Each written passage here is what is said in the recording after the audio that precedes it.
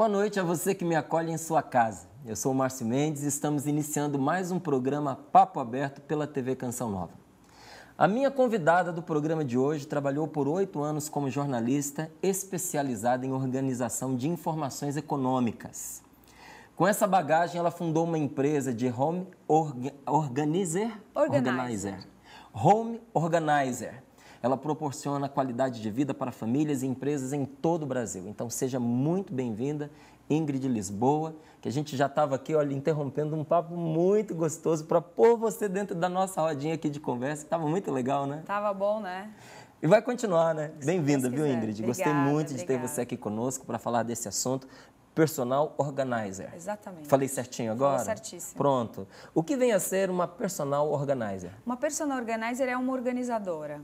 Aí vamos ter as divisões entre pessoas que só organizam casas, pessoas que só organizam empresas, pessoas que só organizam a vida pessoal de outras pessoas. A Super Nani da TV é uma personal organizer especializada em crianças e famílias. Então dá para você focar em várias vertentes. Exatamente. No nosso caso, nós começamos com a organização de residências, depois acabamos expandindo o trabalho para a organização pessoal. Então, hoje a gente atende tanto pessoas que querem organizar a vida delas, pessoalmente falando, ter uma vida melhor, mais qualidade de vida na vida pessoal, quanto na casa dela. Então, se ela quer ter uma vida melhor em casa, a gente atua de todas as formas para que ela tenha uma vida mais gostosa em casa também. Na teoria, a pergunta pode parecer óbvia, né?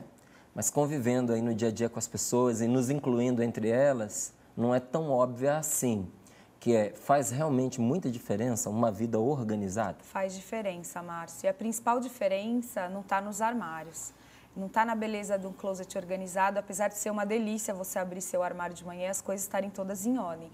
Mas a principal mudança é na rotina da pessoa, é na qualidade de vida que ela tem mesmo. Essa palavra hoje em dia ela é um pouco batida, um pouco normal, um pouco corriqueira, mas desde que a gente começou com essa empresa, com o serviço de organização em 2008, eu já dizia, é uma mudança de vida. Nós temos a vida melhora. Melhora muito, melhora muito. As pessoas deixam de brigar por bobeira, elas deixam de brigar porque elas estão procurando coisas. As crianças deixam de brigar com os pais porque não sabem onde estão suas coisas. O casal deixa de brigar. Diga-se de passagem, uma das coisas, penso eu, mais irritantes da vida é você pegar e ficar procurando uma coisa que deveria estar à mão, não é? Porque eu acho que até inconscientemente a pessoa... Não é inconscientemente. A pessoa acaba, no fundo, tendo consciência de que é uma perda de tempo que ela está vivendo. Exatamente. Desperdício de vida. Toda a minha questão pessoal da Ingrid com a organização tem a ver com o tempo. Você disse a palavra mágica para mim. Para mim, tudo gira em torno de ter mais tempo para fazer as coisas que eu quero. Então, se minha casa está organizada e minha vida está organizada, eu já sei onde vai ser. As pessoas odeiam rotina, eu adoro rotina. Eu quero saber onde eu vou estar. Eu quero saber que a rotina é fruto de uma 1h da tarde eu vou almoçar. Exato. E que hoje eu estou aqui no Papo Aberto com o Márcio e que esse é o que eu vou fazer agora. Tem gente que quer ter só surpresa. Eu adoro uma rotina. Nossa, uma vida só de surpresa é uma vida muito... Eu penso que é uma vida muito difícil, né? Porque você não tem o controle de uma vida que vive de surpresa em surpresa. Mas quando você só trabalha em cima de suas urgências e que você não sabe onde estão suas chaves, que você não sabe o que você vai mandar no lanche da criança naquele dia, que você tem uma festa e não sabe que vestido você vai usar, você não marcou o cabeleireiro, tudo isso faz com que você tenha mais estresse na sua vida. É uma substituição de estresse, né? Você larga um para poder pegar o outro. É isso mesmo. Tem diferença entre arrumar e organizar? Muita diferença, muita diferença. O que as pessoas normalmente fazem é arrumar. Elas contam para mim quando a gente vai visitar a casa. Ingrid, eu adoro a casa arrumada, só que eu arrumo todo fim de semana. Eu falo, então é por isso que ela não está organizada. Porque quando você arruma, a gente está preocupado, na verdade, com a parte estética. Não quer dizer que depois de organizado não tem que ficar bonito. O brasileiro, a brasileira é muito ligada na parte estética. Como nós não temos aqui a cultura de ser planejadores e organizadores culturalmente falando, nós trouxemos organização vinculada ao design de ambientes. Então, aqui o brasileiro gosta de coisa bonita. No entanto, quando a gente organiza, a gente está falando, na verdade, de segmentação, de catalogação dos itens, de organização num sentido um pouco mais profundo e não apenas estético. Então, os dois polos e os dois princípios dessa organização têm que ser facilidade e praticidade. Se não ficou fácil de pegar, se não ficou prático para quem vai utilizar... Está desorganizado. Está desorganizado. Pode estar muito bonito E pode muito estar arrumadinho. arrumado, exatamente. Tem que estar prático e tem que funcionar, tem que estar prático e funcional. Olha, eu vivi um período que foi muito difícil para mim, porque nós estávamos num apartamento que era pequeno para o tamanho da minha família, muito pequeno. Então, eu sempre tive muitos livros, porque eu gosto de estudar, eu gosto de ler. E a gente sabe que tem certos livros que não dá para a gente se livrar deles, eles são companheiros assim para a vida, não dá. E como a casa era muito pequena, não dava para você ficar colocando coisas em qualquer lugar. Eu tinha uma estante que estava sempre arrumada, mas ela era o meu sofrimento. Porque quando eu queria alguma coisa, eu tinha que tirar todos os livros que estavam na frente, todos os livros que estavam no meio, para alcançar os livros que estavam atrás. Eu tinha 3 fileiras de livros, eu não tinha muito naquela condição de resolver isso. E eu ficava, do jeito que você falou, muito irritado, porque tinha que ser prático, tinha que ser fácil, a ideia veio naquela hora, eu precisava daquela informação. E às vezes eu desistia de achar o livro, porque eu sabia que requeria tirar 2 camadas, 2 fileiras para poder chegar nele, e não só, devolver depois tudo no lugar. Então era um sofrimento. Sim, é Estava arrumada, mas não estava organizada. Exatamente. Na prática você descobriu. Pois é. Quem é mais organizado, o homem ou a mulher? Mais organizado? Mais organizado. O homem é mais organizado. É mesmo? E eu não diria que é por hábito, eu diria que é porque o homem trabalha com o lado do cérebro que é mais sistemático do que a mulher. Eu tinha brincado com você aqui no começo, que você falou que gostou da pergunta, né? Aí eu fiz só para provocar, eu disse, é claro que é o homem, mas é mesmo então? É um pouco mais organizado, não é uma regra, mas as mulheres elas têm um pouco mais de problemas com organização. Eu, em minha avaliação profissional, avalio que é porque as mulheres insistem em fazer 2 coisas ao mesmo tempo. Os homens insistem menos, mas fazem. Fazem quando tem mesmo que fazer, Sim, né? fazem Mas quando a tem mesmo que preferência fazer. do homem é fazer uma até o fim e começar outra. Não sempre, porque a gente vive num mundo hoje que quase obriga a gente a tentar fazer 2 coisas ao mesmo tempo, que não é nada produtivo. Mas as mulheres, elas têm mais preocupações. A mulher, ela assume mais papéis na vida dela. E a mulher, ela não quer abrir mão de nenhum. O homem, ele abre mão dos papéis, alguns papéis mais facilmente. Ele pensa mais nele. Então, ele consegue ter um pouco mais de ordem em relação a isso tudo. A mulher, não. Ela quer ser amiga, ela quer ser mãe voluntária, ela quer ser filha, ela quer ser neta, isso tudo ao mesmo tempo. E não dá para fazer tudo ao mesmo tempo. Às vezes, você precisa abrir mão essa semana de um dos papéis para se concentrar mais no outro. E as mulheres acabam tendo uma carga de tarefas muito maior e não sabem lidar com isso, muitas vezes. Então, a gente acaba tendo um pouco mais de demanda. Além disso, a casa em si é tarefa primordialmente da mulher. É ela que precisa colocar o marido e as crianças no jogo de arrumar, no jogo de organizar e no jogo de manter tudo em ordem. Essa tarefa inicialmente é dela. Culturalmente é dela, é difícil não ser, né? E muitas vezes multifacetada, né? Exatamente. Ela tem que trabalhar, ela tem que namorar, ela tem que cuidar das crianças, ela quer o clube. E essa confluência de interesses acaba fazendo com que a mulher perca a mão algumas vezes. E por isso a gente percebe que acaba tendo uma demanda maior pelo serviço na área feminina mesmo. Uma coisa interessante, porque a gente sempre ouve isso, né? A mulher faz várias coisas ao mesmo tempo, ela está dirigindo o carro, atendendo o celular, passando o batonzinho no espelho, cuidando da criança que está do lado. E às vezes a gente vê essa cena, desse jeito que eu estou descrevendo para você. Não, o homem faz uma coisa só de cada vez. Então, legal, o homem, normalmente, a gente está usando assim de uma maneira generalizada o exemplo, tem exceções, e como você mesma falou, não é? A rotina hoje, as cobranças sociais, exigem que a pessoa se disperse até entre várias tarefas. Mas, de uma maneira mais geral, o homem se dedica a menos tarefas, de uma vez só, e a mulher a mais tarefas. Mas eu li um texto que, para mim, foi muito esclarecedor, porque eu ficava com isso na cabeça, de um neurocientista chamado John Medina. Ele não fala de homem e de mulher, ele fala do cérebro. E ele dizia assim, o cérebro só consegue se focar em uma coisa por vez. Então, quando a mulher ela é obrigada a tudo isso, ela tem que desligar o foco de uma coisa para outra e depois voltar, também não é fácil. Não é fácil. Tem até uma estatística interessante que diz que a gente realmente só consegue fazer uma atividade cognitiva de cada vez. Então, não adianta tentar falar o telefone e fazer o bolo ficar sem fermento e por aí vai, né? E a conversa no telefone perde o nexo, né? Sim. E você perder o foco, perde um pouco de qualidade do que você está sendo feito. E tem até uma estatística interessante de um software bacana que roda no mundo inteiro, de tarefas, de pessoas que inserem suas tarefas e esse software faz um cálculo.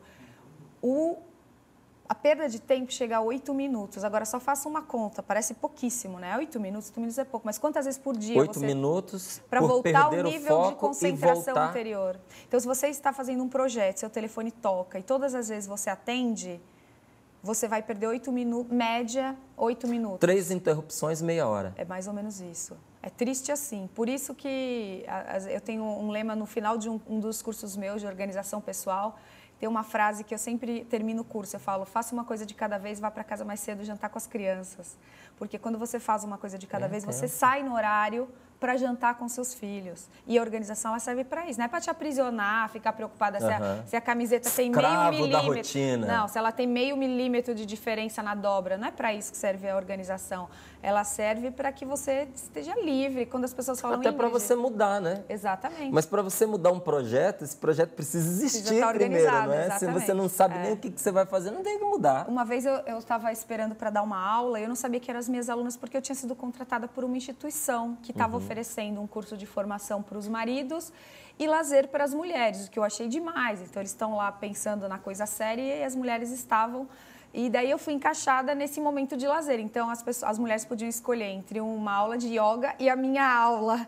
E eu falei, nossa, que cruel, né? E de fato, na hora parecia um pouco cruel, porque algumas pessoas achavam que a aula era uma coisa tortuosa, dolorida, triste. E eu ouvi comentários enquanto eu almoçava, mesas de 8 e almoçando, e uma falou para o marido, ele disse, o que você vai fazer hoje à tarde lá? Eu não sei se eu vou fazer o yoga ou se eu vou aprender a organizar a minha vida. E eu falei, nossa, que medo, eu estou concorrendo com uma professora de yoga. E foi interessante porque a aula encheu e muitas vieram no final me falar, nossa, eu estava achando que a organização pessoal era uma coisa que te prendia, que te deixava presa a uma rotina. E a verdade é o contrário. Se você já tem a rotina organizada, você pode tirar um compromisso e inserir outro compromisso.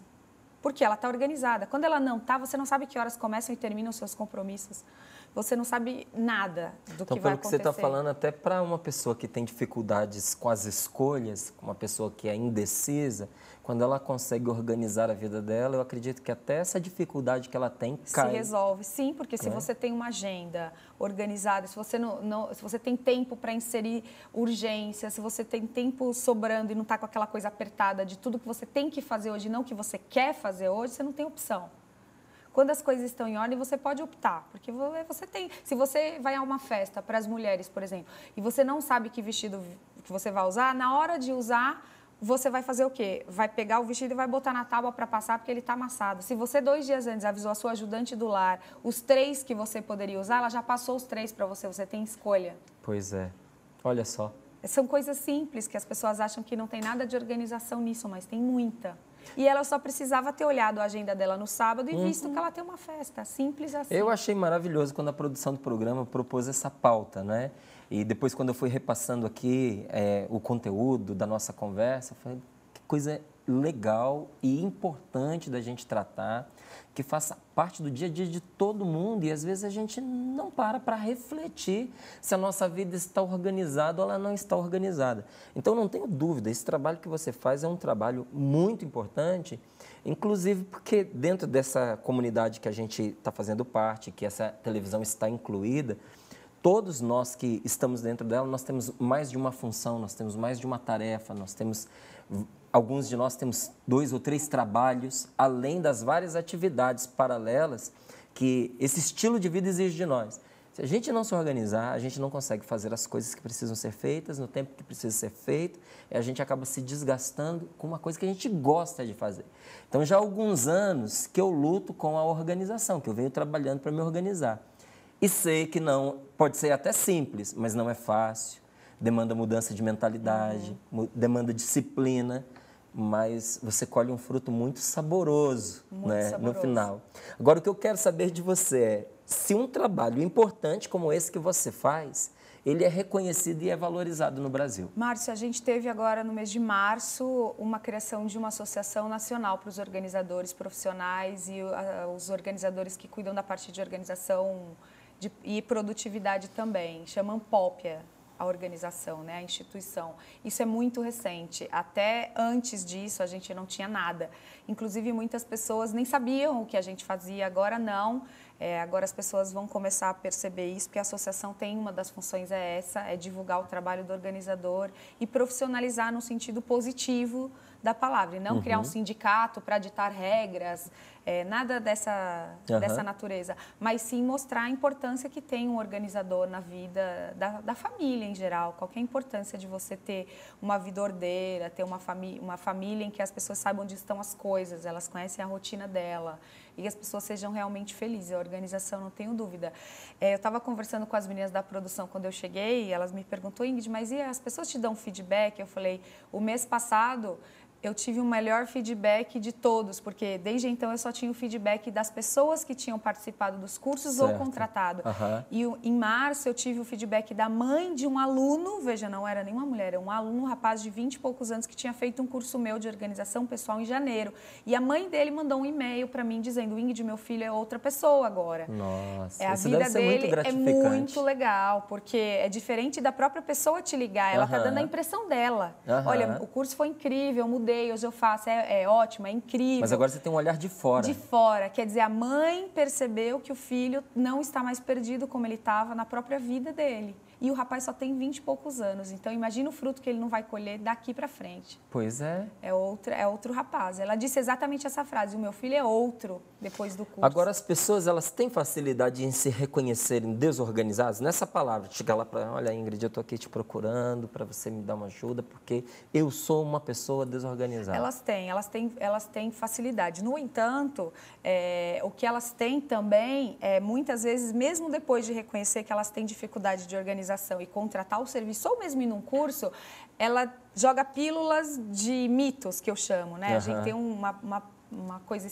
que eu tenho trabalhado, que é em relação aos mitos, que é assim, aqui está desorganizado, mas aqui a minha bagunça é organizada, então tem alguns mitos, eu me acho na minha bagunça, minha bagunça não organizada. Não desorganiza a minha desorganização, Isso, né? é mais ou menos isso, e daí a gente atua para desfazer o mito de que não existe bagunça organizada. São as desculpas do desorganizado. São os mitos de que, e tem os outros mais tristes até, são assim, eu nunca vou poder ser organizada, eu não nasci assim, tem gente que realmente acha que ela já nasce pronta, não é assim. Né? Então, a organização, ela é uma conquista, ela é uma Ingrid? conquista e ela é um aprendizado. Para todo mundo? Para todo mundo. O que acontece é que algumas pessoas, você estava falando da pesquisa de neurociência, neurocientificamente falando, algumas pessoas têm o lado esquerdo mais desenvolvido e outras o lado direito.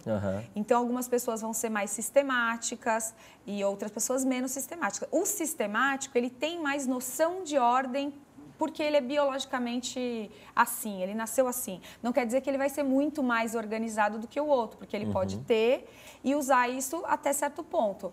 Agora, isso significa o quê? Que ele tem pode ter a propensão, mas como ele não cuida, é indisciplinado, não valoriza aquela facilidade que ele tem, vai ser mais desorganizado do que uma pessoa que tem dificuldade, mas se disciplinou. Ele não vai ser mais desorganizado, mas ele não vai ter técnica. Então, não quer dizer, porque assim, mesmo uma pessoa sistemática, sem técnica, ela pode patinar para ser mais organizada. Mas ela vai ser menos bagunceira do que aquela que é menos sistemática. Então, mesmo para uma pessoa com facilidade de organização, a técnica é importante. Sim, muito importante. A gente tem muito aluno que vai nos cursos e fala assim, eu vim porque eu já sou organizada e eu quero melhorar. E depois ela sai, Ingrid, eu descobri que eu não era tão organizada assim, porque ela tinha noção de organização, ela é sistemática. No entanto, ela não tinha técnica. Agora, a pessoa que não é sistemática, ela quer se organizar, ela vai ter um pouco mais de trabalho, um pouco mais de tempo. No entanto, nós temos casos de pessoas que eram... A casa inteira era extremamente bagunçada e hoje elas têm uma vida totalmente diferente em casa, porque a hora que você começa a fazer e você vê que funciona, você se motiva e você continua. Outra coisa que é importante, Márcia, assim, os níveis de exigência das pessoas são muito diferentes. Então, pode ser que, para mim, um nível de organização aceitável seja ainda um pouco de desorganização para outra pessoa. Então, depende de onde você está e onde você quer chegar. Cada pessoa tem um nível de exigência com ela mesma e com a organização não é diferente. Então, a gente vai ter casos de pessoas que saíram do caos total e chegaram no padrão que, para outras pessoas, é o início.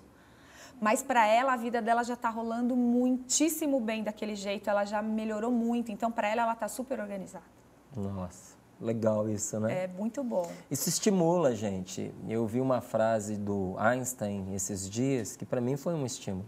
Que ele dizia assim, muitas pessoas me acham genial, mas a questão é que eu convivo com os problemas mais tempo do que o comum das pessoas.